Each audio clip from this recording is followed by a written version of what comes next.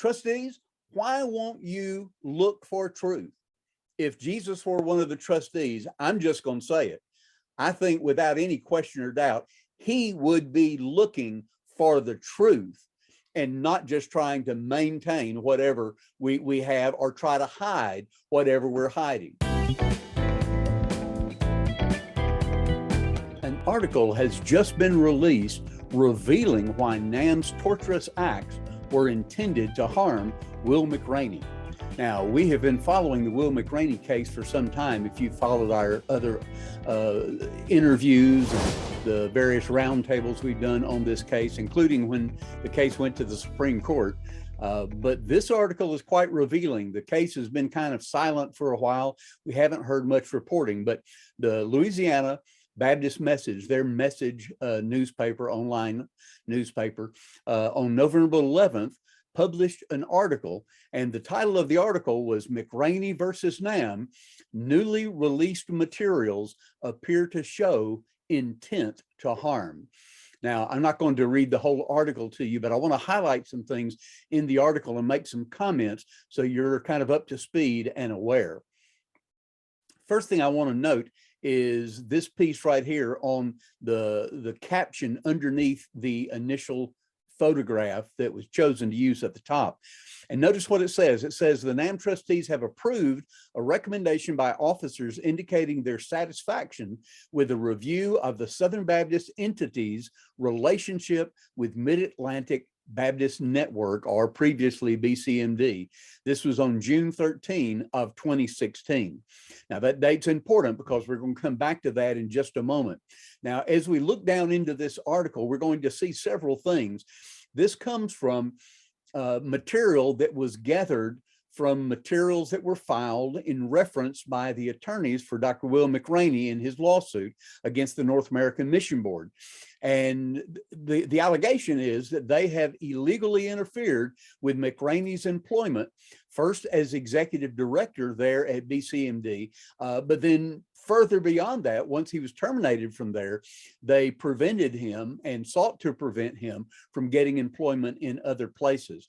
So notice what I've highlighted here. It says, appear to show that the leaders of the North American Mission Board, the domestic missions entity, took actions which harmed McRaney's ability to earn a living. Further down, it states that in the U.S. Mississippi District Court, it's the Northern District Court there, on the 22nd or the 26th of October of this year, McRaney's attorneys excerpt a couple of statements from two affidavits. Now, these affidavits were submitted into the record as well as an email that was sent from NAMB between Steve Davis, a vice president, and Kevin Ezell to help point toward this case. Now, it goes on to say the minutes of the meeting that was referred to, that NAMB was taking steps to end cooperation with the BCMD. Now, let me interject here for a second. I'm not sure about you, but my perception of what our North American Mission Board is supposed to be doing with the mission dollars that we give to the cooperative program is we're supposed to be finding ways to cooperate, not to cease cooperation. And there were, and have been since the passing of the GCR, numerous conflicts that have happened with the North American Mission Board about monies that they have cooperatively agreed to spend on shared ministry. Various things. It could be everything from staff to specific ministries and evangelism or church planting or whatever it might be. But it just bothers me when I saw this phrase, it jumped out to me that they were taking steps to end cooperation. That's a real problem in my book, without any doubt. And it goes on to say that the action that NAMB took was seen as a disciplinal process. Now, again, we're still in this same paragraph, but what right does NAMB have to take a disciplinal process to a state convention? They're both autonomous organizations. The North American Mission Board is to be serving the Southern Baptist Convention as the domestic mission board, helping to resource churches, associations, state conventions for being more effective in doing the mission work in North America. And if the state convention is not accountable to the North American Mission Board, how are they disciplining them? Well, we find out, and we have found out over these past years, 5+ years now, that they were using your cooperative program mission dollars to try to inject a discipline process in which they refer to at this point, and that's what's referred to in these proceedings. Now, it goes on to say the minutes for the record in which this is referred to happened when they were meeting together at Green Valley Ranch, a resort spa casino in Las Vegas. This is a whole nother video, but I've just got to say, I'm not sure I'm real content knowing that we're paying for our trustees to go to Las Vegas and meet and stay in a casino. I understand that casino hotels oftentimes are much cheaper because they depend on the gambling, but it's the sheer appearance of Southern Baptists taking their leaders and those who are responsible for our domestic mission board, our North American Mission Board, and having a meeting there in a casino. It's just, I've got a problem with that. But anyway, it goes on to say that Kevin Ezell met with the 12 executive committee members, 15 staff members who were present, and he informed them that they were giving or had given a 1-year notice for termination. Again, this is termination from a cooperative agreement. This is agreement jointly agreed to by both the convention and the North American Mission Board. And so this is in December 2014. And they said the action was taken in hopes of restoration. Well, if you followed any of this story at all, and you've heard any of Will McRaney's testimony, he'll tell you that they haven't reached out to him and tried to seek restoration. He's reached out to them multiple times. There was only one time there was any kind of conversation at all. And besides that, they've not responded at all to any of the pleas. The trustees have gone mute. They've been totally silent. The trustees at that time never responded to him other than to say they had conducted an internal investigation. We're going to come back to that in a minute. But anyway, they said they conducted an internal investigation and now they were severing relationships. And they had hoped that 1-year time frame was enough to be able to, have the disciplinary process. So the disciplinary process is referred to by the attorneys, McRaney's attorneys, as a strong arming of the state convention. And you can see why they would think that would be a strong arming of the state convention without any doubt, because they're taking now understand, there was more than $1 million that was cooperative program money that our Southern Baptist Church had given and been given to the North American Mission Board. And they were holding more than $1 million that had been agreed to between the convention and the North American Mission Board for shared ministry. In fact, let me see, I looked that up and I've got the numbers here. Okay, at that time, North American Mission Board contributed 27% in this cooperative agreement, and the BCMD contributed 73%. Okay, so those were the contributions made to mutually agreed upon ministry. Again, it could have been supporting staff, evangelism, church planting, whatever it is. It could have been some activities. It could have been a wide variety of things. But this goes on. There's a negotiation that happens, and it was happening basically every year, every other year. And that was the percentage. So now the North American Mission Board has come back and said, if you don't fire Will McRaney, then we're going to withhold over $1 million worth of the money that we've agreed to share with you in this mutual agreement in supporting ministry. And they're holding that back until they get their way. I don't know, sounds like a kid's temper tantrum, but the reality is that's wrong. That's wrong. They're manipulating and using your money, your cooperative program money, to do this. So I would agree with the attorney's wording of that what they saw as this disciplinary process was really a strong arming of the state convention. Well, as it turns out, there were a couple of individuals that they actually interviewed, and we're going to see those in just a minute. To start with, the decision to terminate McRaney, it did happen by the BCMD. They did terminate. But as I've highlighted this quote here, this is what it says. It says, but they claimed, now understand everything that's in quotes, these are taken directly from the court documents. Okay, so what he's written, Will Hall has written this, and he's done a great job, but everything that you see in quotes in this article is taken directly from the court document. So here, this is exactly what was said, that the decision was heavily influenced by NAMB's torturous conduct. And as evidence of that, they cited the email from, or two emails from NAMB Vice President Steve Davis at the time, dated June 9, 2015. And that email was one day after they terminated McRaney. Now, let that soak in for a second. They've been threatening, we're going to withhold over $1 million of our cooperative program dollars that we've agreed to spend together on cooperative ministry. They've held that and said, we're not going to give that to you if you don't terminate McRaney. Now, NAMB's argument has been, oh, no, we had the authority to do that, and that's totally within our rights, et cetera, is what their argument has been, and a whole lot more. But the reality is, that's what they were doing. If all this is still pretty new, if this is the first thing you've seen about this, this goes back multiple years, more than 5 years now. Supreme Court cases involved, all kinds of other things in the ways of corruption and other things. The NAMB whistleblower site has been put up some time back, and I get an email from the whistleblower site periodically. You can sign up to get those emails, but just exposing things that have been discovered, testimonies of individuals, that kind of thing. I would encourage you just to click on that kind of blue, the little circle there that says email archive. And then you can go back and look at all the emails that have been sent out previously and read however many of those you want to, but that's where they archive it. Another site that you may want to look at is the reformnamnow.org.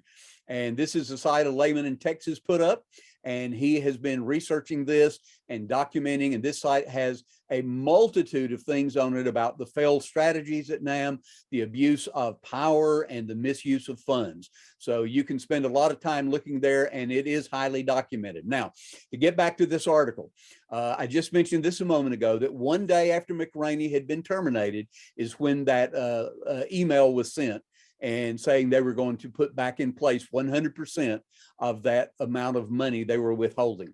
All right, let's keep going.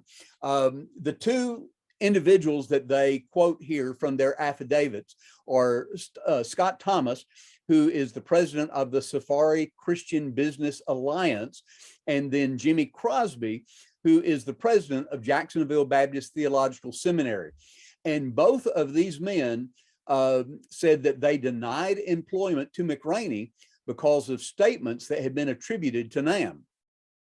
This obviously is a huge problem.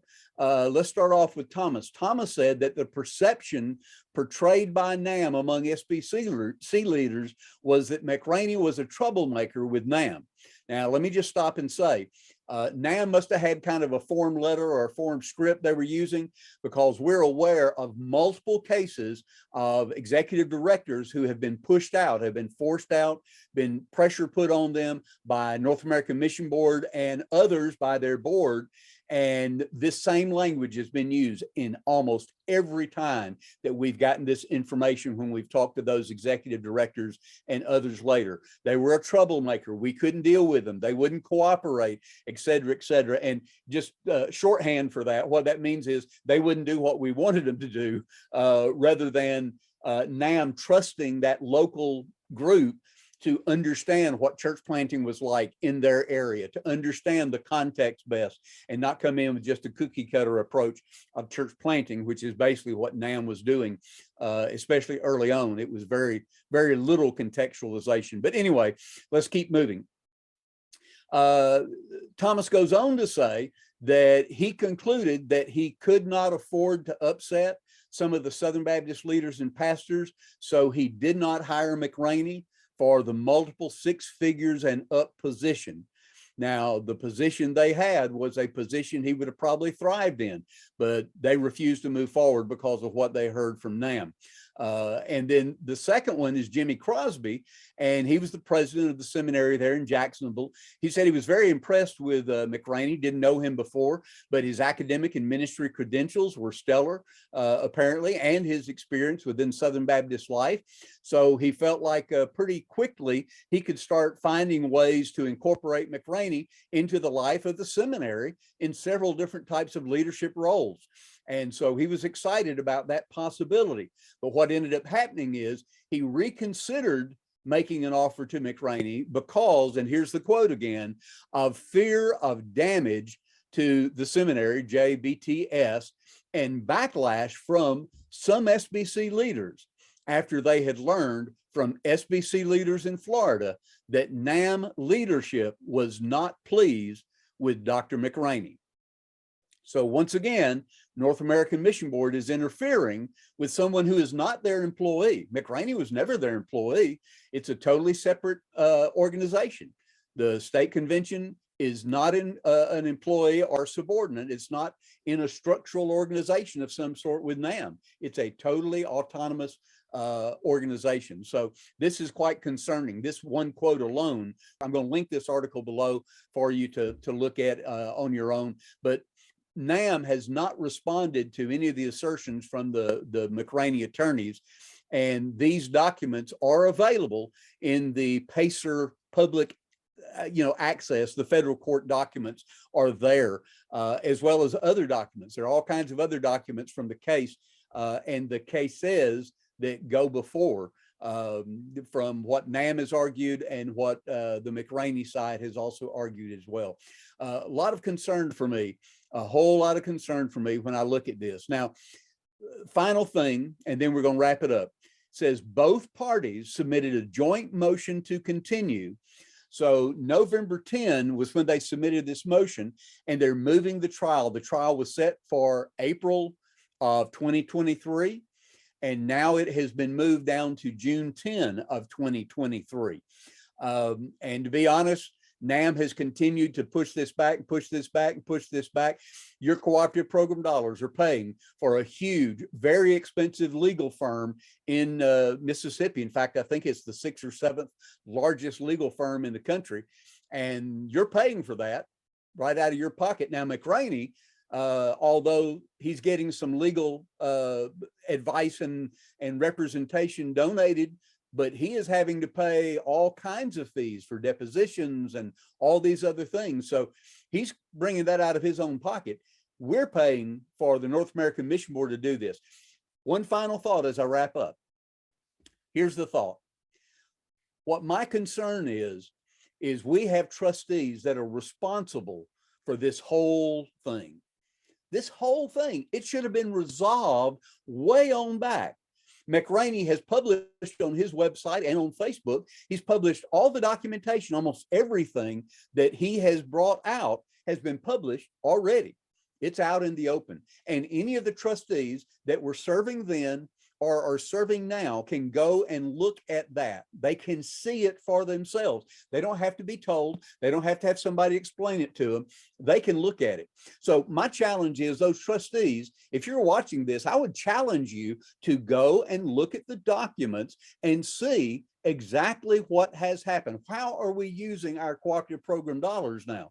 Why have we wasted these millions of dollars and probably much more before it's all over with?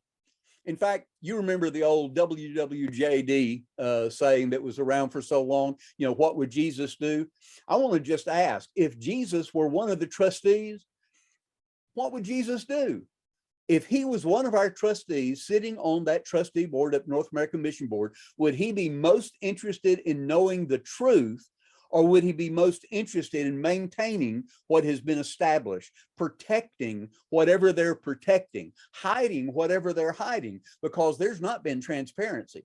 We can't get transparency out of the North American Mission Board. They won't speak up. So trustees, why won't you look for truth? If Jesus were one of the trustees, I'm just going to say it. I think without any question or doubt, he would be looking for the truth and not just trying to maintain whatever we have or try to hide whatever we're hiding. The truth is We've seen what's happened when the sexual abuse stuff has come out and that's been revealed. That's been really hard for Southern Baptists. But you know what? Southern Baptists need to know the truth. And if there are problems at the North American Mission Board, which I advocate there seriously are, then I would rather know what's going on, deal with it, get rid of those who are causing the problems, recreate and restructure whatever needs to be done, and get us back on task and on mission using cooperative program dollars in a cooperative way to be able to be used to fulfill the mission and the Great Commission of Jesus Christ. All right, I'm going to keep preaching. I hope you'll stay tuned. We'll try to keep you updated on whatever else happens along this case, along with McRaney and the North American Mission Board.